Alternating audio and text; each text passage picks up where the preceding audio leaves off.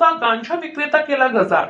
अंमली पदार्थांच्या विळख्याला खीळ घालण्यासाठी विटा पोलिसांनी मोठी कारवाई केली आहे। गुप्त माहितीच्या आधारे बोरिये टेक परिसरात सापळा रचून पोलिसांनी तासगावातील समीर अजमुद्दीन अत्तार राहणार माळी गल्ली तासगाव या 54 ग्राम गांजासह ताब्यात घेतले। पोलिसांनी त्यांच्याकडून सुमारे 10,000 रुपये किमतीचा गांजा आणि 25,000 रुपये किमतीची मोटरसायकल असा 35,000चा मुद्देमाल जप्त केला आहे। ही कारवाई पोलीस निरीक्षक धनंजय फडतरे यांच्या मार्गदर्शनाखाली करण्यात आली। यामुळे एकच खळबळ माजली।